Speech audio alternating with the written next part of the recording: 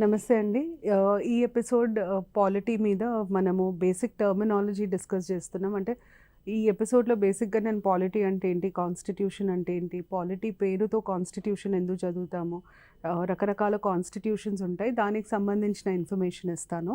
అయితే మనకి ముందు తెలియాల్సింది పాలిటీ. పాలిటీ అంటే ఏంటి అని అన్న ప్రశ్నకొస్తే మనం ఇంగ్లీష్‌లో పాలిటీ మీనింగ్ అడిగితే ఫార్మ్ ఆఫ్ గవర్నమెంట్ అంటాం. ఎలాంటి ప్రభుత్వం ఉంది, ఏ రకమైన ప్రభుత్వం ఉందో దాన్ని పాలిటీ అని అంటారు. అంటే ఫార్మ్ ఆఫ్ గవర్నమెంట్ అని మనం మాట్లాడుకుంటే ఇప్పుడు నేను మిమ్మల్ని ఇండియాలో ఏ ఫార్మ్ ఆఫ్ గవర్నమెంట్, ఎట్లాంటి ప్రభుత్వం ఉంది అని నేను అడిగితే మీరు ఏం చెప్తారు నాకు అంటే, ఒకటి డెమోక్రటిక్ ఫార్మ్ ఆఫ్ గవర్నమెంట్ అని అంటారు. So democratic form of government ఉంది ఇండియాలో. కాకుంటే ఇంకొక రకం ఏమంటాం మనము, ఫెడరల్ ఫార్మ్ ఆఫ్ గవర్నమెంట్ అని అంటాం. ఇంకొక రకమైన గవర్నమెంట్ కూడా ఉంది మన దగ్గర, పార్లమెంటరీ ఫార్మ్ ఆఫ్ గవర్నమెంట్ అని అంటాం. అయితే మనకి ఇక్కడ రావాల్సిన ప్రశ్న ఏంటంటే, ఇన్ని రకాల ఫార్మ్ ఆఫ్ గవర్నమెంట్ ఒకటే దేశంలో ఎట్లా ఉంటుంది? ఎందుకంటే నేను ఇప్పుడు మాట్లాడేది ఇండియా గురించి. ఇండియాలోనే democratic form of government, federal form of government, parliamentary form of government, ఈ 3 రకాల గవర్నమెంట్స్ ఎట్లా ఉంటాయి, అసలు అది పాసిబుల్లా, ఎలా పాసిబుల్ అన్న క్వశ్చన్కి వస్తే దానికి ఆన్సర్ ఏంటంటే, ఈ ఒక్కొక్క దానికి మనము ఆ కేటగరైజేషన్కి తీసుకునే బేస్ ఏదైతే ఉంటుందో అది డిఫరెంట్ ఉంటుంది. ఎట్లా డిఫరెంట్ ఉంటుందంటే, ప్రభుత్వం అనేది ఎక్కడి నుండి వస్తుంది, గవర్నమెంట్ సోర్స్ ఏంటిది. ఒకవేళ సోర్స్ ఆఫ్ గవర్నమెంట్ పీపుల్ అయితే దాన్ని మనము డెమోక్రటిక్ ఫార్మ్ ఆఫ్ గవర్నమెంట్ అని అంటాం. ప్రజలచే ఎన్నుకోబడ్డ ప్రభుత్వం. ఒకవేళ సోర్స్ ఆఫ్ గవర్నమెంట్ డిసెంట్ అంటే వారసత్వం అయితే, ఇన్హెరిటెడ్ అయితే మనం ఇన్హెరిటెన్స్ అంటాం. వారసత్వం అంటే అయితే మనం దీన్ని మొనార్కియల్ ఫార్మ్ ఆఫ్ గవర్నమెంట్ అని అంటాం, లేదా ఆటోక్రటిక్ ఫార్మ్ ఆఫ్ గవర్నమెంట్ అని అంటారు. మొనార్కియల్, ఆటోక్రటిక్ అన్నా కూడా ఇట్ ఈస్ డిసెంట్ బేస్డ్. దీన్ని ఈ ఆధారం మీద మనం, సోర్స్ ఆధారం మీద మనం డెమోక్రటిక్ లేదా మొనార్కియల్ అంటాం. అలాగే నేను ఇంకొక ఫార్మ్ ఆఫ్ గవర్నమెంట్ మీకు చెప్పింది ఫెడరలిజం. అంటే స్ట్రక్చర్ ఆఫ్ గవర్నమెంట్. నేను ఇప్పుడు ఒక దేశాన్ని చూస్తాను, ఆ దేశంలో ప్రభుత్వాన్ని చూసినప్పుడు నాకు ఒకటే ప్రభుత్వం కనిపించింది. ఆ ప్రభుత్వం సెంట్రలైజ్డ్ రూల్, అంటే ఒకటే లెవెల్ ఆఫ్ గవర్నమెంట్ ఉంది, అది సెంట్రలైజ్డ్ రూల్. ఇట్లా one level, single level of government ఉంటే మనం దాన్ని యూనిటరీ ఫార్మ్ అని అంటాం. యూనిటరీ ఫార్మ్ అని అంటాం. అదే మనకి డీసెంట్రలైజ్డ్, 2 లెవెల్స్ ఆఫ్ గవర్నమెంట్ లేదా 2 కంటే ఎక్కువ లెవెల్ ఆఫ్ గవర్నమెంట్, అది 2 కానీ మోర్ లెవెల్స్ ఆఫ్ గవర్నమెంట్, దాన్ని మనం ఫెడరల్ ఫార్మ్ ఆఫ్ గవర్నమెంట్ అని అంటాం. ఇది స్ట్రక్చర్ ఆఫ్ గవర్నమెంట్ని ఆధారపరుచుకొని చేసేది. దాని తర్వాత మనకి మూడోది సోర్స్, స్ట్రక్చర్. మూడోది వచ్చేసి మనం మాట్లాడుకునేది ఏంటి అంటే parliamentary form of government. Executive and లెజిస్లేచర్కి సంబంధించిన అంశం ఇది. నేను ఎగ్జిక్యూటివ్ అంటే ఏంటి, లెజిస్లేచర్ అంటే ఏంటి, గవర్నమెంట్ అంటే ఏంటి కొంచెం సేపట్లో ఎక్స్ప్లెయిన్ చేస్తాను. లెజిస్లేటివ్ రిలేషన్, అసలు ఎగ్జిక్యూటివ్కి లెజిస్లేషన్కి మధ్యలో ఉండే రిలేషన్ ఎట్లా ఉంటుంది అన్నదానికి సంబంధించింది. అంటే దీంట్లో 2 ఆస్కారాలు ఉంటాయి. ఇది లెజిస్లేచర్, దీనిలో ఉండేదాన్ని మనం ఎగ్జిక్యూటివ్ అని అంటాం. ఇది లెజిస్లేచర్, ఇది ఎగ్జిక్యూటివ్. ఇది ఒక రకమైన అరేంజ్మెంట్, ఇది ఒక రకమైన అరేంజ్మెంట్. ఇట్లాంటి అరేంజ్మెంట్ని మనం పార్లమెంటరీ ఫార్మ్ ఆఫ్ గవర్నమెంట్ అని అంటాం. ఇట్లాంటి అరేంజ్మెంట్ని మనం ప్రెసిడెన్షియల్ ఫార్మ్ ఆఫ్ గవర్నమెంట్ అని అంటాం. సో బేసిక్గా మనం డెమోక్రటికా లేదా ఫెడరలిజమా లేదా పార్లమెంటరీ ఫార్మా అన్నది ఈ మూడు బేసెస్ని తీసుకొని మనం కేటగరైజ్ చేస్తాం. అయితే పాలిటీ అంటే ఫార్మ్ ఆఫ్ గవర్నమెంట్. ఇండియాలో democratic, parliamentary, federal form of government ఉంది. మనం ఇండియన్స్ కాబట్టి మనం ఇది చెప్తున్నాం. నేను ఇప్పుడు మిమ్మల్ని అమెరికాలో ఎట్లాంటిది ఉంది అని అడిగాను అనుకోండి, అమెరికా మీరు చూడగానే మీకు ఏం కనిపిస్తారు, ప్రెసిడెంట్ కనిపిస్తారు, ప్రైమ్ మినిస్టర్ కనిపించరు. అంటే అర్థం ఏంటి, అది presidential form of government. United States of America, United స్టేట్స్లోనే స్టేట్స్ ఉన్నాయి, అంటే అది ఫెడరల్ ఫార్మ్ ఆఫ్ గవర్నమెంట్. అమెరికాలో కూడా ఎన్నికలు జరుగుతాయి. మనం అప్పుడప్పుడు వింటాం అమెరికన్ ప్రెసిడెన్షియల్ ఎలక్షన్స్ రీసెంట్గా జరిగింది, 1 year బ్యాక్ జరిగింది. సో ప్రెసిడెన్షియల్ ఎలక్షన్స్ జరుగుతున్నాయి అంటే అది డెమోక్రటిక్ ఫార్మ్. సో మనకి ఈ 3 అంశాలు, అమెరికన్ గవర్నమెంట్ గురించి ఈ 3 అంశాలు అర్థం చేసుకోవడానికి అమెరికా రాజ్యాంగం చదవాల్సిన అవసరం లేదు, మనం కాన్స్టిట్యూషన్ చదవాల్సిన పని లేదు. ఆ దేశాన్ని చూస్తే మన కంటికి కనిపించే దాన్ని ఆధారం చేసుకొని ఓహో అమెరికన్ పాలిటీ ఇది, American polity democratic, federal, presidential form అని అర్థమైపోతుంది. అలాగే మనం యూకే చూసుకున్నట్టయితే యూకేలో మనకు చూడగానే ప్రైమ్ మినిస్టర్ కనిపిస్తారు. ప్రైమ్ మినిస్టర్ ఉంది అంటే అది ఖచ్చితంగా పార్లమెంటరీ ఫార్మ్ ఆఫ్ గవర్నమెంట్. యూకేలో, బ్రిటన్లో మనం ఎప్పుడు స్టేట్స్ గురించి వినలే, అంటే అది యూనిటరీ ఫార్మ్ ఆఫ్ గవర్నమెంట్. బ్రిటన్లో ఎలక్షన్స్ జరుగుతాయి అంటే అది democracy. So democratic unitary parliamentary form of government Britain. మీరు ఏ దేశాన్ని చూసినా మీకు చూడగానే ఏం కనిపిస్తుంది, దాని మీద మీరు ఆ ప్రభుత్వ వ్యవస్థ గురించి మనకు అర్థమయ్యే దాన్ని పాలిటీ అని అంటాం. మీరు ఏ దేశాన్ని చూసినా, ఇప్పుడు యునైటెడ్ అరబ్ ఎమిరేట్స్ చూస్తాం లేదా సౌదీ అరేబియా, అవి చూడగానే అక్కడ రాజు అంటారు. రాజు అనగానే మనకు అర్థం కావాల్సింది ఏంటి, అది మొనార్కియల్ ఫార్మ్ ఆఫ్ గవర్నమెంట్. సో మనకి ఆ దేశ ప్రభుత్వాన్ని చూసినప్పుడు మనకు అర్థమయ్యే అంశాలను మనం పాలిటీ అని అంటాం. ఇది పాలిటీ అర్థం. మనం కాన్స్టిట్యూషన్ అర్థం తెలుసుకున్న తర్వాత పాలిటీకి కాన్స్టిట్యూషన్కి ఉన్న సంబంధం చెప్తాను. అయితే మనం కాన్స్టిట్యూషన్ గురించి డిస్కస్ చేసే ముందు అసలు గవర్నెన్స్ వీటి గురించి డిస్కస్ చేయడం చాలా ఇంపార్టెంట్. గవర్నమెంట్ అంటే ఏంటి? గవర్నమెంట్ నేను ఫార్మల్గా డిఫైన్ చేయాలంటే అది ఒక ఇన్స్టిట్యూషన్, ఒక వ్యవస్థ. ఈ వ్యవస్థను ఎందుకు తీసుకొస్తాం? గవర్నెన్స్ కోసం తీసుకొస్తాం. గవర్నెన్స్ అంటే ఏంటి? ఒక దేశపు అంశాలని మేనేజ్ చేయడాన్ని మనం గవర్నెన్స్ అంటాం. Managing the affairs of a country, the affairs of a country. When you manage the affairs of a country, it is called as governance. Managing the affairs of the country is governance. అంటే దాని అర్థం ఏంటంటే ఆ దేశానికి సంబంధించిన ఏ అంశం మీదనన్నా ఒక decision తీసుకొని ఆ డెసిషన్ని ఇంప్లిమెంట్ చేయడం, ఒక నిర్ణయం తీసుకొని ఆ నిర్ణయాన్ని అమలుపరచడాన్ని మనం గవర్నెన్స్ అంటాం. ఆ నిర్ణయం అఫైర్స్ అన్నప్పుడు అది సోషల్ అవ్వచ్చు, సమాజానికి సంబంధించింది అయ్యొచ్చు, కల్చర్ సంస్కృతికి సంబంధించింది అయ్యి ఉండొచ్చు, లేదా పాలిటిక్స్కి సంబంధించింది, రాజకీయాలకి సంబంధించింది అయి ఉండొచ్చు, ఆర్థిక వ్యవస్థ ఎకానమీకి సంబంధించింది అయి ఉండొచ్చు, లేదా ఇంటర్నేషనల్ స్పియర్ అంతర్జాతీయ విషయాలకి సంబంధించిందైనా ఉండొచ్చు. మనం ఆ నిర్ణయం తీసుకొని దాన్ని అమలుపరిచే వ్యవస్థని, ఆ పనిని మనం గవర్నెన్స్ అని అంటాం. ఆ నిర్ణయం తీసుకొని అమలుపరిచే ఇన్స్టిట్యూషన్ని మనం గవర్నమెంట్ అంటాం. ఆ వ్యవస్థని గవర్నమెంట్ అంటాం. ఇది గవర్నెన్స్ డెఫినేషన్. కానీ మనకి ఇట్లా చూస్తే అర్థం కాదు. అసలు గవర్నమెంట్ ఎందుకు ఉండాలి అన్న ప్రశ్నకి ఆన్సర్ అరిస్టాటిల్ అనే ఒక చాలా పెద్ద పొలిటికల్ థింకర్ చాలా ఏళ్ల క్రితం, కొన్ని వేల సంవత్సరాల క్రితం ఇచ్చిన ఆన్సర్ అది. ఆయన ఏమంటారంటే man is a social being అని అంటారు. సో ఇది మనకి ఇది అర్థమైతే మనకు అసలు గవర్నమెంట్ అన్నది ఎందుకు అన్నది అర్థమవుతుంది. సోషల్ యానిమల్ అంటారు. అంటే అర్థం ఏంటి? మనిషి అనే వ్యక్తి ఒక్కడే ఉండలేడు. మనిషి ఎప్పుడైనా సమూహంతోనే ఉండాలి, ఒక గ్రూప్లోనే ఉండాలి. మ్యాన్ అనే హ్యూమన్ బీయింగ్స్ ఇండివిజువల్గా ఐసోలేషన్లో సర్వైవ్ అవ్వలేరు, ఒక్కరే ఉండలేరు, అది వీలయ్యే పని కాదు. ఒక గ్రూప్లో ఉండాలి, ఒక గుంపులో ఉండాలి, వాళ్ళ ఇతర మానవులతో సహజీవనం చేయాలి. అది మనిషి యొక్క క్యారెక్టరిస్టిక్, యాట్రిబ్యూట్. కానీ ఇక్కడే ఒక సమస్య ఉంది. సమస్య ఏంటంటే ఒక మనిషికి చాలా తారతమ్యాలు ఉంటాయి. మనం చూడ్డానికి ఒకలాగా ఉండం, మన ఆలోచన విధానాలు ఒకలాగా ఉన్నాయి, మనకుండే ఎయిమ్స్, ఆస్పిరేషన్స్, మనం జీవితంలో ఏది సాధించాలనుకుంటున్నామో, మనకి ఎలాంటి జీవితం బతకాలని ఉంది, అట్లాంటి వాటి మీద మన ఆలోచనలు ఒకలాగా ఉండవు. ఒక మనిషికి చాలా తేడా ఉంటుంది. సొంత అన్నదమ్ములైనా, అక్క చెల్లెలైనా, ఒకటేసారి పుట్టిన కవలలైనా చాలా తేడా ఉంటుంది. అట్లాంటప్పుడు ఇంత తేడా ఉన్న మనుషులు, మళ్ళీ ఇంకొకటి ఏంటంటే ఆలోచన విధానంలో తేడా, వాళ్ళకి కావాల్సిన వాటిలలో తేడా, వాళ్ళు జీవితంలో ఏం సాధించాలి అనుకుంటున్నారు దాంట్లో తేడా, టేస్ట్, ఆస్పిరేషన్స్, లుక్స్ అన్నీ డిఫరెంట్. వీటితో పాటు మనిషికి ఆలోచించే శక్తి ఉంటుంది, దాంతోపాటు మాట్లాడే ఇది కూడా ఉంటుంది. అంటే మనం కమ్యూనికేట్ చేయగలుగుతాం, మనం థింక్ చేయగలుగుతాం, మనం ఇంటలెక్చువల్ బీయింగ్స్, మనం ఆలోచించగలుగుతాం, మన ఆలోచనలను మనం మాటలలో వ్యక్తపరచగలుగుతాం. ఇన్ని ఉన్నప్పుడు ఏమవుతుందంటే ప్రతి మనిషికి తనదే కావాలన్న పట్టుదల ఉంటుంది. ఇంకొక మనిషి అనుకుంది ఎందుకు కావాలి, నేను అనుకుంది ఎందుకు కాకూడదు అన్న పట్టుదల ఉంటుంది. ఇట్లాంటి టైంలో ఆ మనుషులందరినీ ఒక పద్ధతిలో నడిపించడానికి ఒక వ్యవస్థ అవసరం ఉంటుంది. దీన్ని మీరు ఇంకా ఈజీగా అర్థం చేసుకోవడానికి మనం ఒక ఫ్యామిలీని తీసుకుందాం. ఒక ఫ్యామిలీలో నలుగురు ఉంటారు, కానీ 4 మెంబర్స్ అనుకోండి, 4 మెంబర్ ఫ్యామిలీ అనుకుందాం. కానీ ఈ 4 మెంబర్స్ కలిసి ఉండాలి అంటే చాలా ముఖ్యమైన పాత్ర పోషించేది హెడ్ ఆఫ్ ద ఫ్యామిలీ.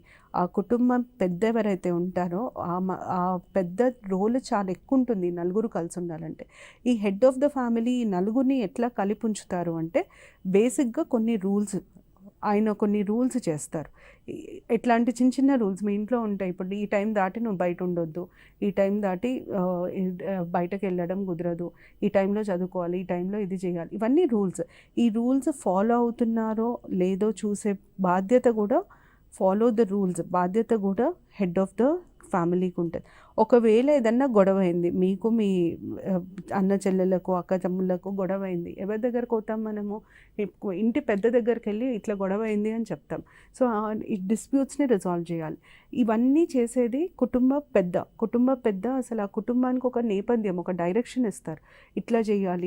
ఇప్పుడు మీరు కాంపిటేటివ్ ఎగ్జామ్కి ప్రిపేర్ అవుతుందంటే అది మీ ఇండివిజువల్ నిర్ణయం అయి ఉండదు. ఖచ్చితంగా మీ పేరెంట్స్, మీ హెడ్ ఆఫ్ ద ఫ్యామిలీతో మాట్లాడి డిస్కస్ చేసి తీసుకున్న నిర్ణయం అవుతుంది.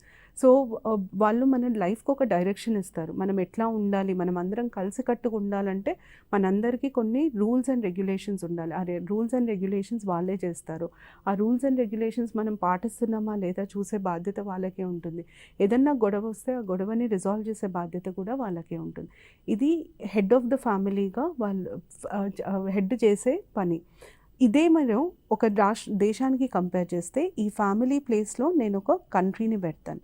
కంట్రీలో మనం ఫ్యామిలీలో 4 మెంబర్స్ ఉన్నప్పుడే ఎన్ని కాంప్లికేషన్స్ ఉన్నాయి అన్నప్పుడు కంట్రీలో మనకు ఉండే పాపులేషన్కి, డైవర్సిటీకి ఎన్ని కాంప్లికేషన్స్ ఉంటాయి. కంట్రీని ఒక డైరెక్షన్లో నడిపించాలి. ఆ కంట్రీలో ఉండే వాళ్ళందరూ ప్రశాంతంగా ఒకరితోనొకరు బతకాలి అంటే వాళ్ళకు కొన్ని రూల్స్ అండ్ రెగ్యులేషన్స్ ఉండాలి. రూల్స్ చేస్తే సరిపోదు, వాటిని పాటిస్తున్నారా లేదా చూసే వ్యవస్థ ఉండాలి.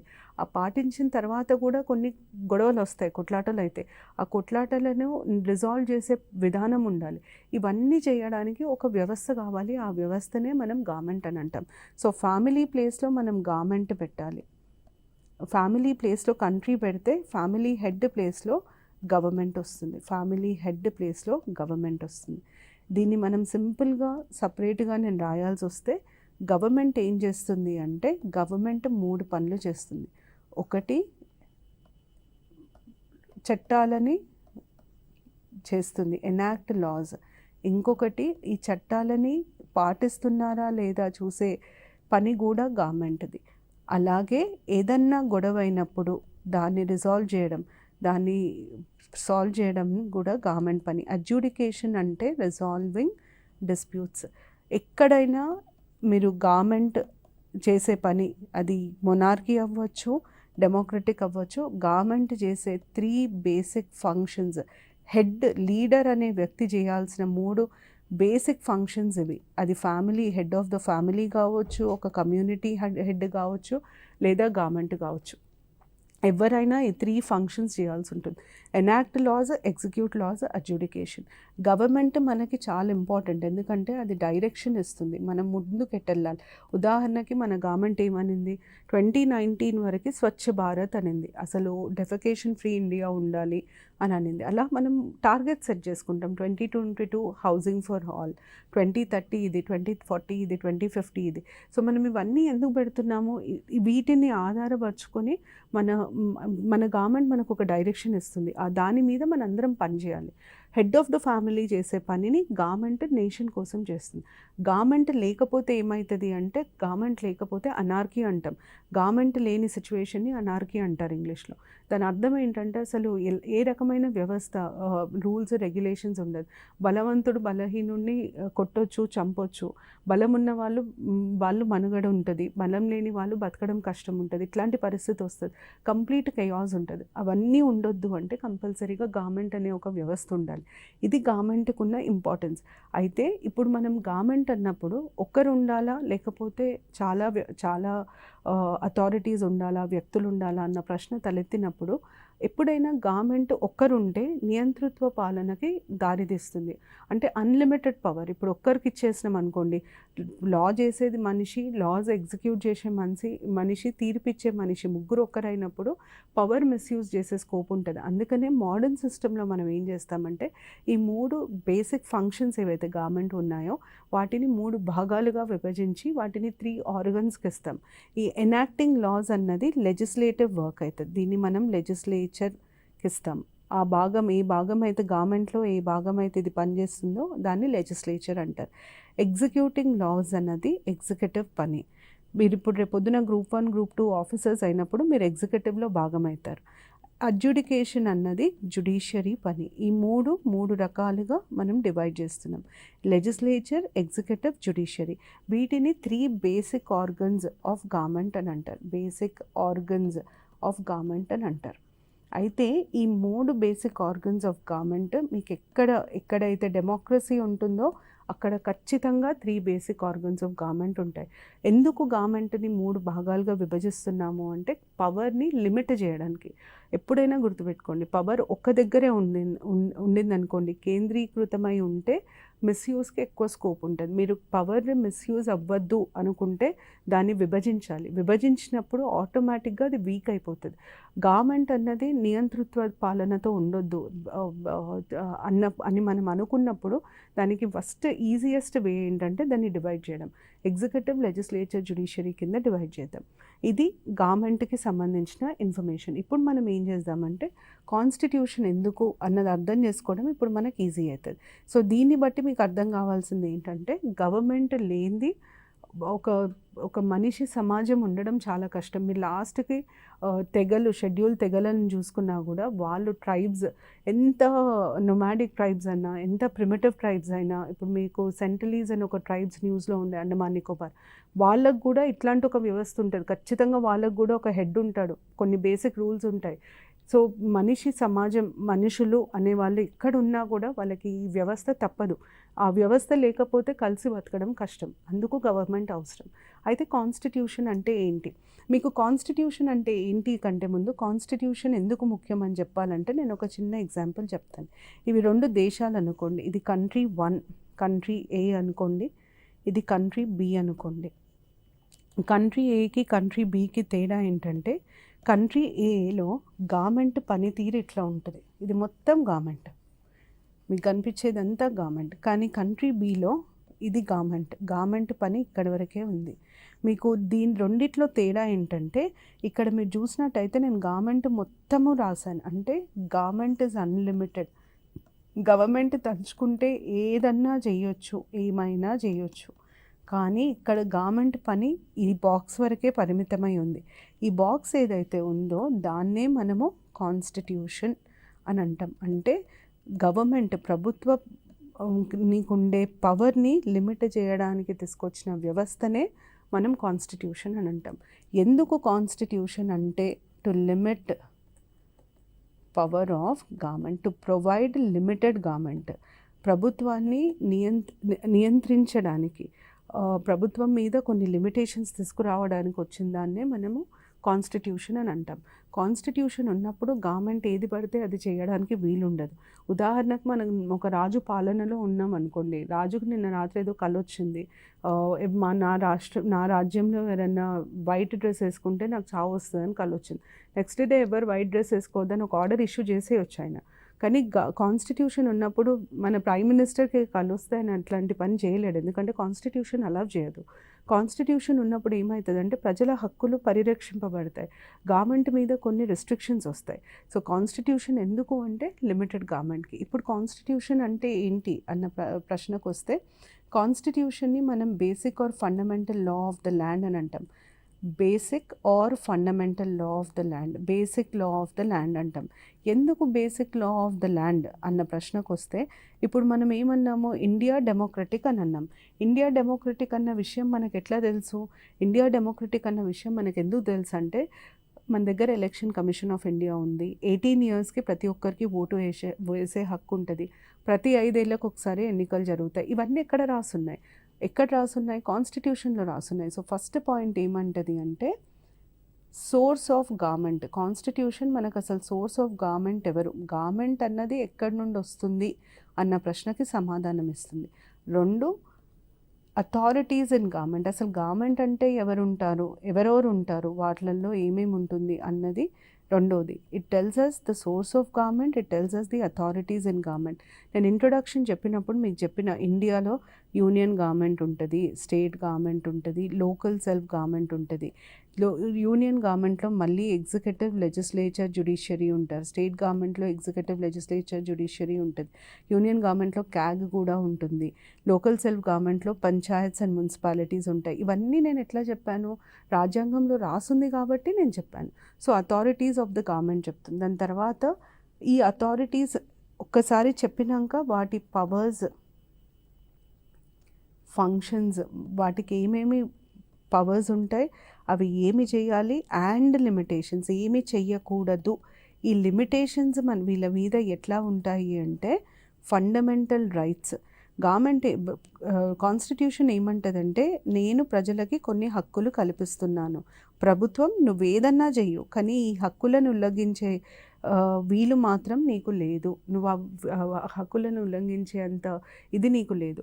Government you can do anything except violating the rights of citizens. So government మీద విధించే రిస్ట్రిక్షన్స్ ఏంటి అన్న ప్రశ్నకు వస్తే, అవి ప్రాథమిక హక్కులు. గవర్నమెంట్ ఏం చేసినా చెల్లుతుంది, కానీ ప్రాథమిక హక్కులను ఉల్లంఘించడానికి వీల్లేదు. సో లిమిటేషన్స్ ఇవి కూడా కాన్స్టిట్యూషన్లోనే చెప్తారు. వీటితో పాటు రిలేషన్షిప్ బిట్వీన్ అథారిటీస్. ఇప్పుడు గవర్నమెంట్లో మనం ఇన్ని చెప్తున్నాం అంటే, మనం ఎగ్జిక్యూటివ్ ఉంటుంది అంటున్నాం, లెజిస్లేచర్ ఉంటుంది అంటున్నాం, జ్యుడిషియరీ ఉంటుంది అంటున్నాం, తర్వాత సెంటర్ స్టేట్ ఉంటుంది అంటున్నాం. అసలు వీళ్ళకు ఉండే రిలేషన్షిప్ ఎట్లాంటిది అన్నది కూడా కాన్స్టిట్యూషన్ చెప్తుంది. ఉదాహరణకి మీరు ఇండియన్ కాన్స్టిట్యూషన్ని చూస్తే, ఇండియాలో జ్యుడిషియరీ, లెజిస్లేచర్కి సేమ్ పవర్స్ ఉండాలి అన్నది ఒకటి ఉంటుంది. సెంటర్, స్టేట్లో చూస్తే సెంటర్కి ఎక్కువ పవర్స్ ఉంటాయి స్టేట్ కంటే. ఇదంతా ఎక్కడ రాసుంది, ఇదంతా కాన్స్టిట్యూషన్లో ఉంటుంది.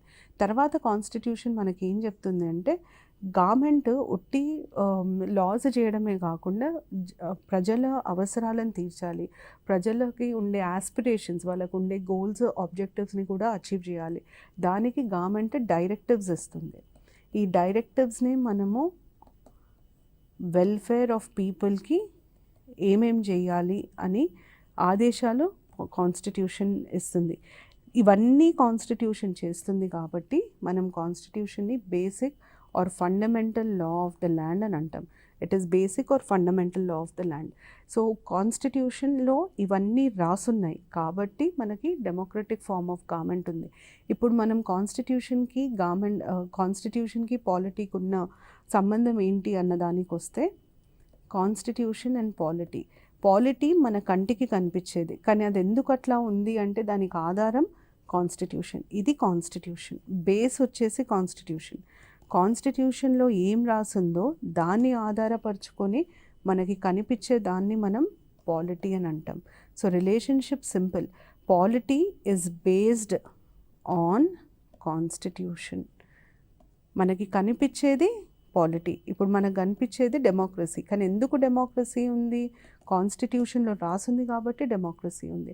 మనకి పార్లమెంటరీ ఫార్మ్ ఆఫ్ గవర్నమెంట్ కనిపిస్తుంది, ప్రెసిడెంట్ కనిపిస్తున్నాడు, ప్రైమ్ మినిస్టర్ కనిపిస్తున్నారు.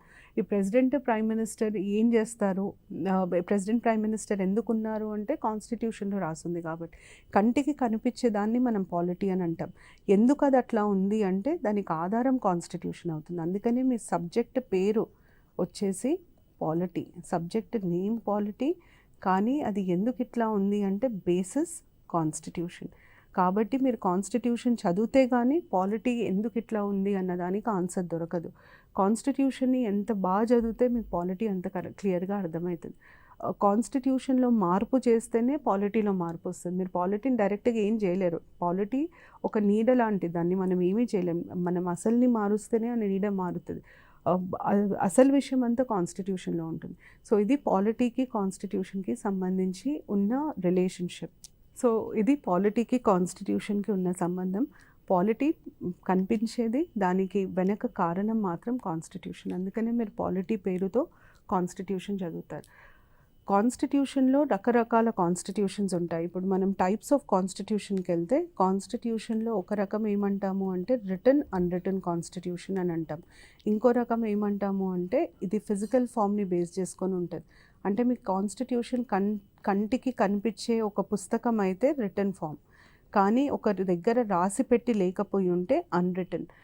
రిటన్ ఫామ్ అంటే కొంతమంది వ్యక్తులు కూర్చొని అదే పనిగా కాన్స్టిట్యూషన్ని రాస్తారు, దాన్ని రిటన్ కాన్స్టిట్యూషన్ అంటారు. Indian constitution written constitution. ఎందుకు? ఇండియన్ కాన్స్టిట్యూషన్ని కాన్స్టిట్యూయెంట్ అసెంబ్లీ అనే ఒక బాడీ రాసింది కాబట్టి written constitution. British constitution unwritten constitution. ఎందుకు బ్రిటిష్ కాన్స్టిట్యూషన్ అన్రిటన్ అంటే అది ఎక్కడ ఎవరు కూర్చొని రాయలేదు, ఉన్న వాటిల్లోనే హైలైట్ చేసి ఇది కాన్స్టిట్యూషన్ అన్నారు కాబట్టి అది అన్రిటన్ కాన్స్టిట్యూషన్. అలాగే కాన్స్టిట్యూషన్ అమెండ్మెంట్ ప్రొసీజర్ అంటే కాన్స్టిట్యూషన్లో చేసే మార్పులు, సవరణ విధానాన్ని బట్టి 2 రకాలు ఉంటుంది. ఒకటేమో రిజిడ్ కాన్స్టిట్యూషన్, ఇంకొకటేమో ఫ్లెక్సిబుల్ కాన్స్టిట్యూషన్. రిజిడ్ కాన్స్టిట్యూషన్కి ఫ్లెక్సిబుల్ కాన్స్టిట్యూషన్కి ఉండే తేడా ఏంటంటే, రిజిడ్ కాన్స్టిట్యూషన్లో మీకు ఫ్లెక్సిబుల్ కాన్స్టిట్యూషన్ మార్చాలి అంటే మీకు సింపుల్ మెజారిటీ అవసరం ఉంటుంది. రిజిడ్ కాన్స్టిట్యూషన్ మార్చాలి అంటే మీకు majority greater than simple majority. Simple majority కంటే ఎక్కువ మెజారిటీ కావాల్సి ఉంటుంది. అసలు ఈ మెజారిటీ ఏంటి అన్న క్వశ్చన్కి వస్తే ఆన్సర్ సింపుల్. మీకు ఏ డెసిషన్ తీసుకోవాలన్నా కాన్స్టిట్యూషన్ని మార్చే పవర్ పార్లమెంట్కి ఉంటుంది. పార్లమెంట్ అంటే ఒక మనిషి కాదు, ఒక వ్యవస్థ. దాంట్లో కొంతమంది మనుషులు ఉంటారు, ఒక గ్రూప్ ఆఫ్ పీపుల్ ఉంటారు. గ్రూప్ ఆఫ్ పీపుల్ డెసిషన్ తీసుకోవాలి అన్నప్పుడు ఆ group of people decision voting ద్వారా తీసుకుంటారు. ఉదాహరణకి 100 మంది ఉన్నారు. ఈ 100 మందిలో మనం ఒక డెసిషన్ తీసుకోవాలంటే మినిమం 51 మంది సపోర్ట్ చేయాలి. 51 మినిమం మెజారిటీ అవుతుంది. ఈ 51 అనే నంబర్ దాన్ని 2 పార్ట్స్ లాగా డివైడ్ చేస్తుంది, మెజారిటీ, మైనారిటీ. ఈ మినిమం మెజారిటీని మనం సింపుల్ మెజారిటీ అని అంటాం. ఈ మినిమం మెజారిటీని దాటి ఏ మెజారిటీ ఉన్నా అంటే 51 పైన మెజారిటీ 60 అవ్వచ్చు, 70 అవ్వచ్చు, 75, 80 ఇవన్నీ కూడా మెజారిటీస్. కానీ ఇవి majority greater than simple majority. వీటిని ఈ మెజారిటీతో మనము మారుస్తే దాన్ని మనం రిజిడ్ కాన్స్టిట్యూషన్ అంటాం. సో ఇక్కడ రిజిడ్ ఫ్లెక్సిబిలిటీ అర్థం ఏంటంటే దీన్ని మార్చడం కష్టం, డిఫికల్ట్ టు చేంజ్. ఎందుకు? ఎక్కువ మెజారిటీ కావాలి. దీన్ని మార్చడం చాలా సులువు, ఈజీ టు చేంజ్. ఎందుకు?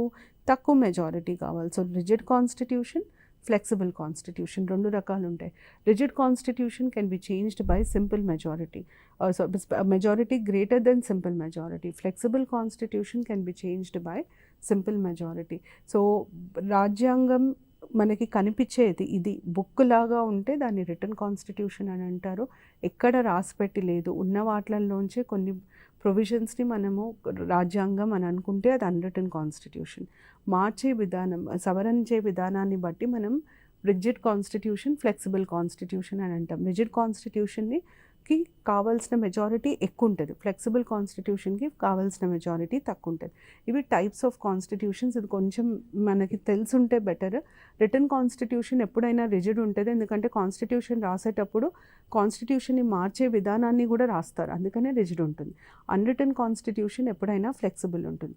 ఇది రిటన్, అన్రిటన్, రిజిడ్, ఫ్లెక్సిబుల్ కాన్స్టిట్యూషన్కి సంబంధించిన ఇన్ఫర్మేషన్. ఇవి మనకి తెలియాల్సిన basic terminology. Polity and constitution గురించి మీకు కావాల్సిన అవగాహన నేను ఈ ఎపిసోడ్లో ఇచ్చాను. నెక్స్ట్ ఎపిసోడ్లో ఇంకా కొన్ని టాపిక్స్తో ముందుకు వస్తాను. Thank you. నమస్తే.